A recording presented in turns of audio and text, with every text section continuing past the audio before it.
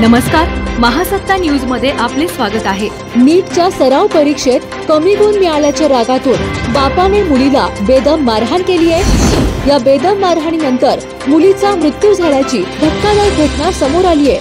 आटपाडी तालुक्यातील नेलकरंजी गावात ही अत्यंत दुर्दैवी घटना घडली आहे। आपल्या मुलीला वैद्यकीय शिक्षण देऊन डॉक्टर बनवण्याचे स्वप्न पाहणाऱ्या शिक्षक पित्याने मुलीला नीटच्या सराव परीक्षेत कमी गुण मिळाल्याच्या रागातून बेदम मारहाण केल्यामुळे तिचा मृत्यू झाल्याची दुर्दैवी घटना आटपाडी तालुक्यातील नेलकरंजी गावात घडली आहे।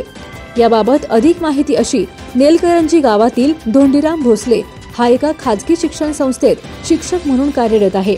आपल्या मुलीला डॉक्टर बनवायचे हे या कुटुंबाचे स्वप्न होते। त्यांची मुलगी साधना देखील तितकीच हुशार असल्याने तिने 10वीत 95% गुणासह पहिला क्रमांक पटकावला होता। धोंडीराम भोसले यांनी मुलगी साधना हिला नीटची तयारी करता यावी यासाठी खाजगी कोचिंग क्लास लावला होता। काही दिवसांपूर्वी 12वीत शिकत असलेल्या साधनाची नीटची सराव परीक्षा झाली। या परीक्षेत तिला कमी गुण मिळाल्यामुळे वडील धोंडीराम भोसले प्रचंड नाराज झाले होते।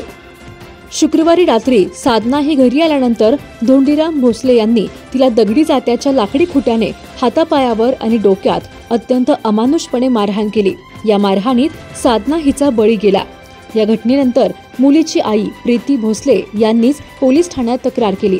शेवटी रविवारी मयत मुलीचा बाप धोंडीराम भोसले याला पोलिसांनी गजाआड केली आहे।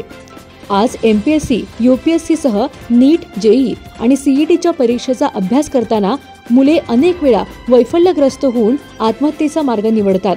त्याचप्रमाणे पालक देखील आपल्या मुलांनी यश मिळवायलाच हवे या हट्टासाठी आणि प्रतिष्ठेसाठी अत्यंत टोकाची पावले उचलत असल्याचे दुर्दैवी चित्र या घटनेच्या माध्यमातून पुढे आले आहे।